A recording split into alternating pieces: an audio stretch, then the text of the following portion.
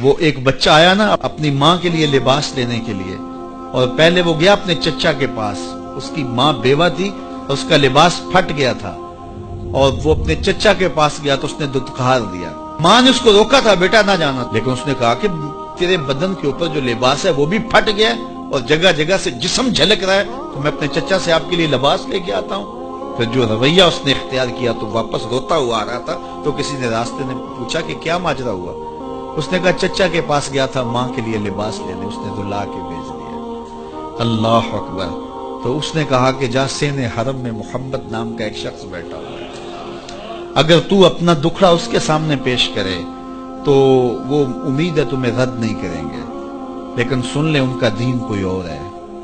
اللہ اکبر۔ اپنے ماں کے پاس آیا تو ماں کو کہا کہ چچا نے تو لا کے بھیج دیا، لیکن آپ کی حالت مجھ سے دیکھی نہیں جا رہی۔ بچہ ابھی شعور کی منزلوں میں قدم رکھ رہا تھا، پہلے بہت چھوٹا تھا، اب اس کے اندر ایک جذبات تھے بچے کے اندر۔ تو ماں نے کہا کہ بیٹا نہیں، ان کے پاس نہیں جانا، سنا ہے کہ جو ان سے ملے دین دھرم چھین لیتے ہیں اس کا۔ اللہ اکبر۔ تو حضور علیہ الصلوۃ والسلام کے پاس جانے سے ماں روکنے لگی، لیکن بچے نے کہا کہ امی میں پکا رہوں گا، بتوں کا وفادار رہوں گا، تم اس ٹینشن کو، اس پریشانی کو چھوڑ دو۔ اور حضور کی خدمت میں حاضر ہوا۔ حضور صحن حرم میں چادر اوڑے بیٹھے ہوئے تھے، اور جا کے کہنے لگا میں پہلے بات آپ سے کر لیتا ہوں، آپ کا دین میں نے قبول نہیں کرنا۔ حضور مسکرا کے بولے بیٹا بتاؤ کس لیے آئے ہو؟ کہا میری ماں بے لباس ہے، میں آپ سے لباس لینے آیا ہوں۔ حضور نے چادر رحمت اتار کے اس کے کندھوں پہ ڈالا۔ اللہ اکبر۔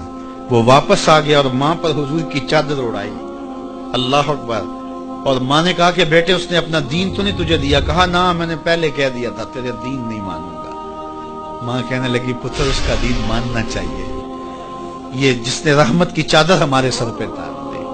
اللہ اکبر۔ تیری تک کے ادامہ میں مرید ہو گئے۔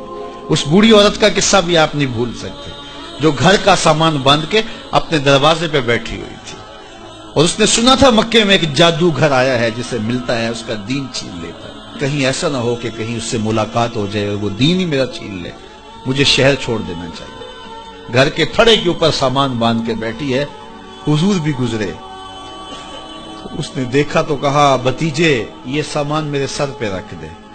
حضور نے سامان اٹھایا، دیکھا تو بوجھل تھا، وزنی تھا، اور بڑھیا کو دیکھا تو کمزور تھی۔ تو کہا کہ بڑھیا اگر چاہو تو جہاں چاہتی ہو میں خود نہ چھوڑا۔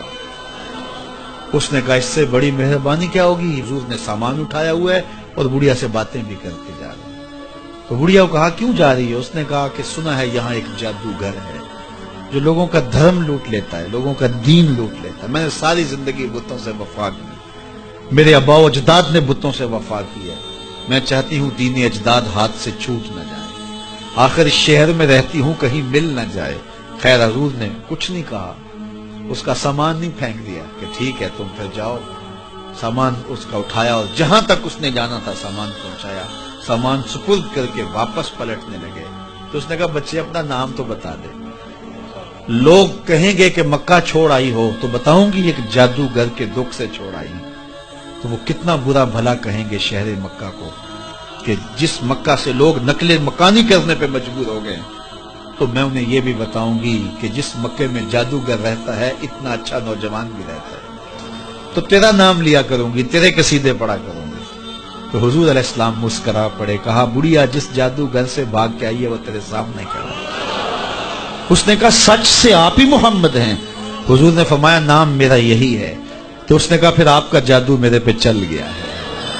اللہ اکبر۔ تیری تک کے ادامہ میں مرید ہو گئے، لوگوں کی خدمت کریں، بوڑھوں کے کام آئیں، دکھیوں کے کام آئیں، مصیبت زدہ کے کام آئیں۔ حضور یتیم ہو کے یتیم پرورتے، لاچاروں کی مدد کرتے، لوگوں کے گھروں میں پانی بھر کے دے دیتے، اور دکھیوں کے کام آ جاتے اور مصیبت زدوں کے کام آ جاتے۔ تو حضور سے پیار کرنے والوں، امت میں آپس میں حسد نہ پھیلاؤ، بغض نہ کرو، نفرتوں کے پہاڑ کھڑے نہ کرو، ایک دوسرے سے پیار کرو، جڑو، امت وحدہ بنے، اور اپنے ماحول کو، اپنی معاشرت کو ایک خوبصورت معاشرت کا رنگ دو، اور اپنی زندگی کو حضور کے نام کر دو۔